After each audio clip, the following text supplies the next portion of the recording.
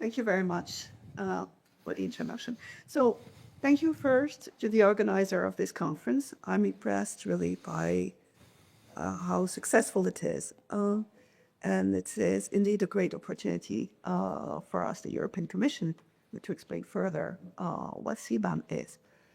Though from the exchanges I already had yesterday with some of you and what I've been hearing this morning, I know and I see that you all know what CBAM is. So please excuse me if I say things that are evident, but I would like also to take this opportunity to clarify some elements. So, that's my slide is here. So CBAM, Carbon Border Adjustment Mechanism, is one of the key instruments adopted by the European Commission as part of the European Green Deal. You know that in view of the major challenge that we're facing of the global warming, the Commission and the European Union have taken very ambitious commitment of becoming net zero by the European Union becoming a net zero by 2050. That for the European Commission has proposed and the Council and Parliament have adopted very ambitious reforms that are part of the EU Green Deal. Among them has been the reinforcement of the ETS and the EU CBAM. So what is the Carbon Border Adjustment Mechanism? Well, first I should have introduced myself. Indeed, I'm Delphine Sallard, working for the Director General for Taxation and Customs Union in the European Commission, though CBAM is not a tax. It's an environmental instrument. So the lead in the Commission is DG Taxud, but CBAM is an environmental instrument that mirrors the European ETS. The aim of the CBAM is to ensure that for the goods the most carbon intensive and in the sectors the most at risk of carbon leakage because of the carbon intensity and because of the high trade of this good, we address the risk of carbon leakage by ensuring that a similar price is paid by the importers as the one that is paid by the EU producers. The CBAM is mirroring the ETS. The CBAM applies to goods imported. It doesn't apply to countries. It applies to the goods that are imported. It is aligned with EU international commitments, and in particular, the WTO environment, and especially because there is no discrimination. The price of the financial adjustment will be mirroring the price that EU producers are paying. And no carbon price will be paid twice.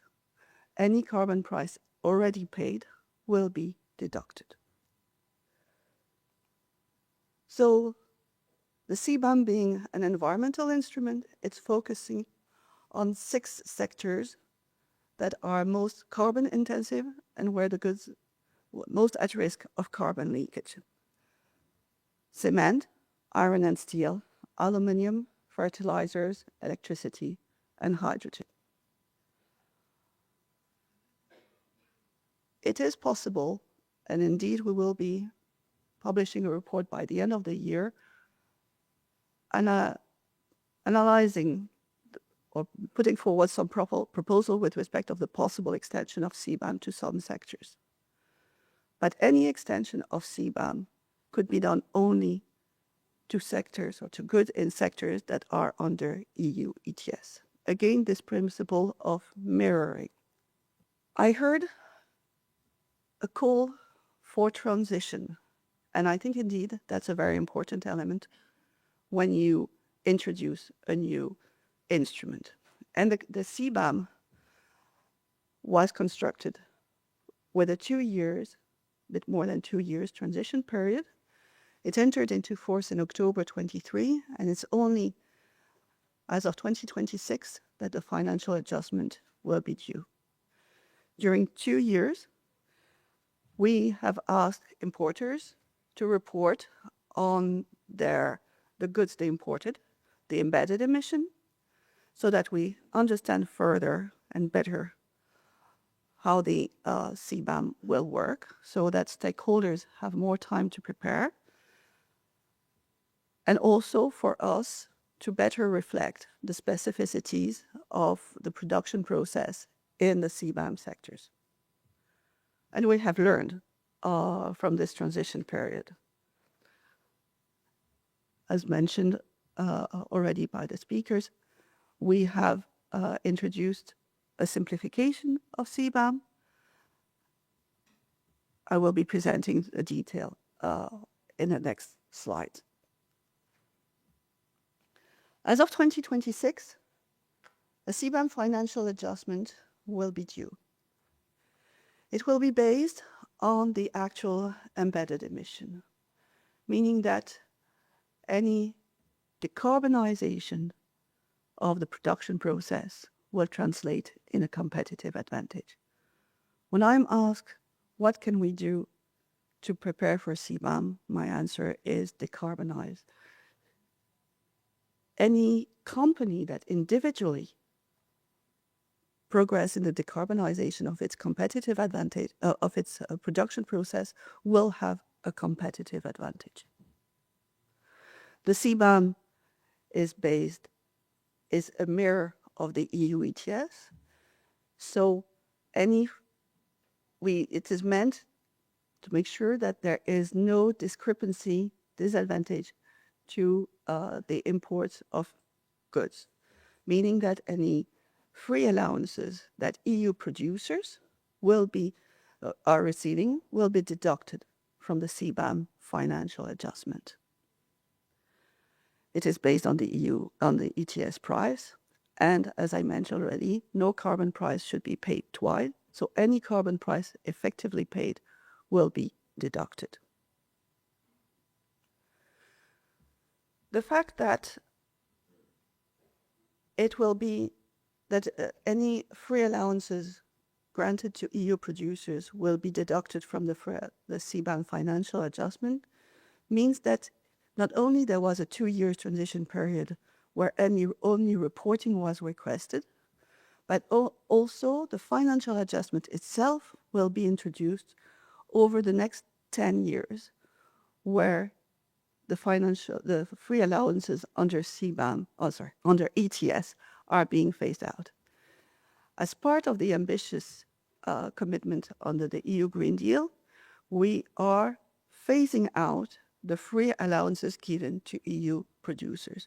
They will have, by 2034, to pay the full ETS price. But that means that the importers will also be paying the CBAM financial adjustment fully only in 2034, in 10 years from now.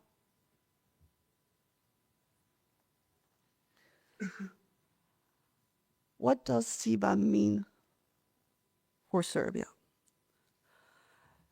In 2024, about 12% of Serbia's export to the EU were CBAM goods in value, mainly iron and steel products and electricity, but also a bit of fertilizers and aluminium.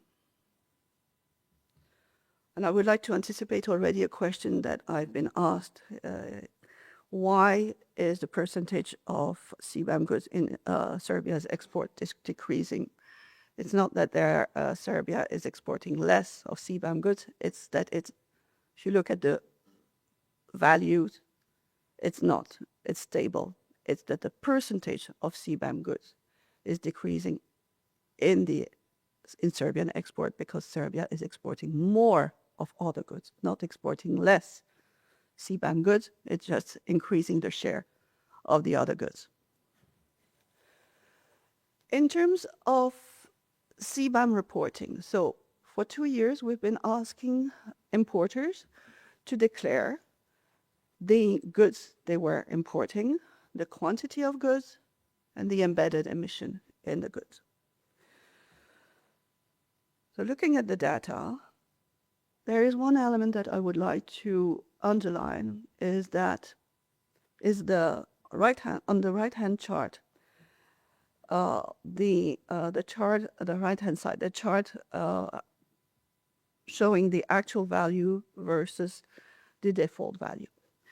You know that under CBAM, you can declare either the actual embedded emission or use a default value that has been assessed at the level of the country. Meaning that if your production process is not decarbonized, you may want indeed to use the default value. If your production process is well decarbonized, use the actual value, you will have a competitive advantage. Now, it's true that not all companies have the means to identify the actual value. Not all companies have developed a proper monitoring, reporting, and verification system. But this chart on the right-hand side shows that as at the end of last year, 73% of the Serbian goods were reported using actual value. This is a very good figure. It shows that 73% of the companies, or the goods imported from companies, Serbian companies were able to assess the embedded emission in their goods. And indeed, I expect that percentage to be even higher in the future, because when you look at the big exporters, when you look at those reporting more than 1,000 tons of goods, there is 100%. Indeed, it makes sense. Bigger companies are better able to monitor the embedded emission. And that's why we are doing this CBAM simplification, because we wanted to minimize the administrative burden for smaller companies. So, what are the next steps? Oh, sorry, I had forgotten that I had that slide already. We have learned also from the reporting of first period. We've been listening to concerns expressed by some companies saying, under the CBAM reporting, you're asking us to share business-sensitive data. First, we want to reassure them we have very strong rules in terms of protecting information in the EU. But nevertheless, we heard the concern and we set up a specific portal for exporters. If they do not want to share the data with the declarants, they can share the data directly with the European Commission. So yes, this transition period was also for us to learn.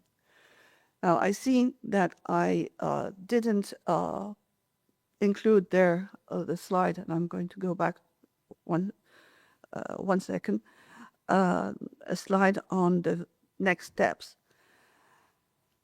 Before the end of the year, we're going to adopt a number of implementing acts that will specify some elements of the CBAM regulation. And among these implementing acts, I should mention one that will be setting the adjustment for free allocation. So you will know by the end of before the end of the year by how much the CBAM financial adjustment will be decreased, or it will be deducted from it, the ETS free allocation. You will know also, so by the end of the year, how the carbon price effectively paid will be deducted.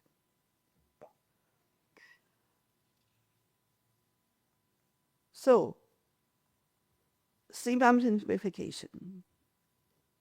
As I said, we listened to stakeholders, and we looked at the reporting for the first year, and we saw that 90% of the declaration pertained to small imports. Small imports of goods that were so small that it represented only 1% of embedded emission. So not very efficient in terms of environment protection, but very time-consuming for the declarants. So we're changing the de minimis rule.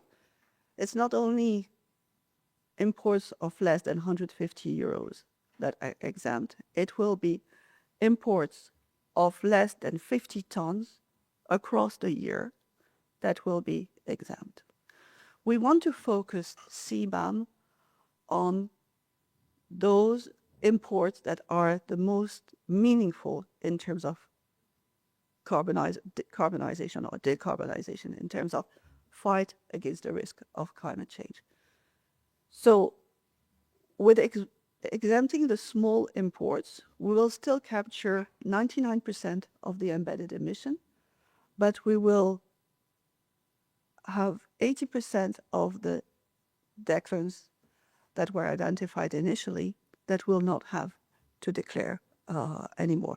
The 80% is an average. I'm not saying that in Serbia it will be precisely 80%. The rule is exports of less than 50 tons will be excluded.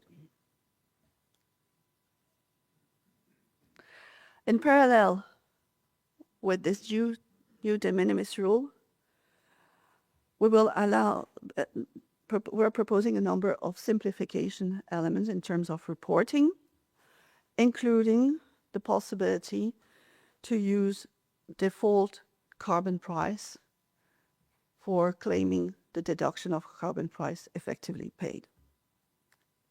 And we'll be excluding from the manufacturing process the aluminum and steel downstream goods that were not under the ETS. We are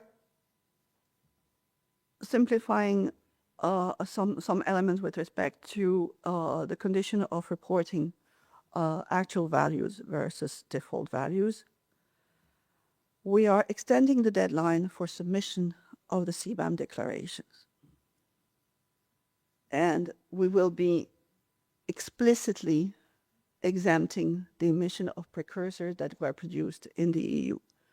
Precursor that is produced in the EU, an ETS price has been paid. So the CBAM regulation foresaw that the ETS price paid would be deducted. But rather, that's cumbersome. I mean, that's red tape. Only you're not. Rather than having to deduct something, you just don't account for it. So that's why we're going to exclude the emission of precursor. And indeed, as already mentioned, it's only the financial adjustment will have to be paid or will have to be accounted for as of 2026. But the payment for 2026 will be due only in 27. That means it will be due ex post instead of ex ante. We're also changing the rule for buying the certificates. We're changing it from 80% to 50%. So lower financial constraints. And as I mentioned, a default carbon price paid in third countries. So that for those countries where the carbon price is low, those for companies that do not want to go through all the administrative burden of providing all the evidence on the carbon price paid, will can use a carbon price by default. So what are the next steps? Before the summer, we will be publishing a communication on the risk of carbon linkage. And before the end of the year, we will be publishing a report in which we will be analyzing the impact of CBAM. The regulation foresees that the analysis should be focused on developing countries and least developed countries. I think we're going to have a slightly wider scope. But also the possibility to extend the CBAM to other ETS sectors are at risk of carbon leakage and to downstream goods. Sorry, in the slides I also mentioned indeed direct or indirect emission. Something that I went through very quickly. CBAM covers direct emission, but also indirect emission for the production of cement and fertilizers. Why only those two sectors? It comes from the ETS and some specificities of the ETS in those two sectors. Now we have heard a number of stakeholders saying, well, if you do not include indirect emission in my aluminium sector, you're not recognizing all the efforts we have done in our country to green the grid. Our sector is heavily reliant on electricity. By not recognizing not taking into account the indirect emission, you do not recognize the effort we did to green the electrical grid. So we're looking at whether we should expand the coverage of CBAM also to indirect emission in the other sectors.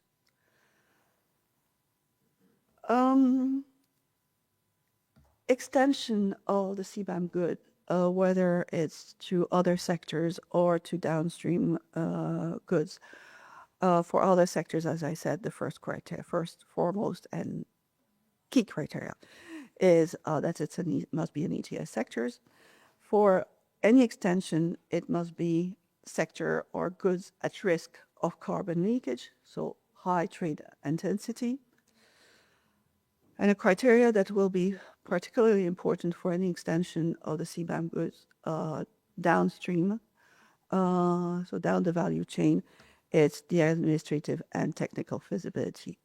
CBAM being based on embedded emission, we must be able to, or the declarants must be able to identify the embedded emission in the good, and the more downstream you go, the more complex the good is, and the more difficult it may be to identify the embedded emission.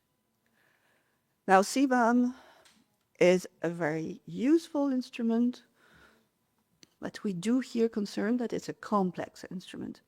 So that's why we have done training, guidances. We have published templates for declaration.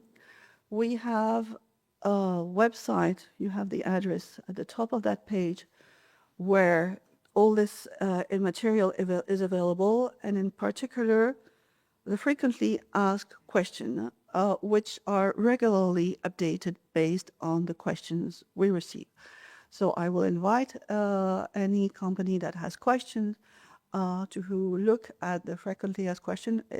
There's a high likelihood that you're not the first one to face that issue, and that there is already an answer. And if you do not find the answer,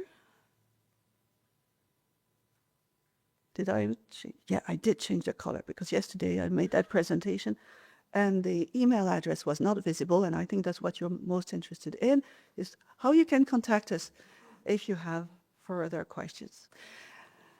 And before I finish, I would just like to underline try to answer one of the questions asked this morning: how can we prepare for CBAM? Decarbonize the production process. The lower the carbon intensity of the goods you produce and which you are exporting is, the more competitive your goods will be. CBAM can be a competitive tool. And as for what can be done at national level, I would refer to introducing a carbon price. Can be a tax, can be an ETS. We do not say, the regulation says carbon price effectively paid. There are now some 75 carbon price schemes across the world in some 50 countries. Why such a development of the carbon price schemes? Because carbon price is a very effective tool to foster decarbonization. Any carbon price effectively paid will be deducted from the financial assessment, and that's a way to keep the revenue in the country. So thank you again for inviting me to this conference, and I'm looking forward to the discussion today. Thank you again.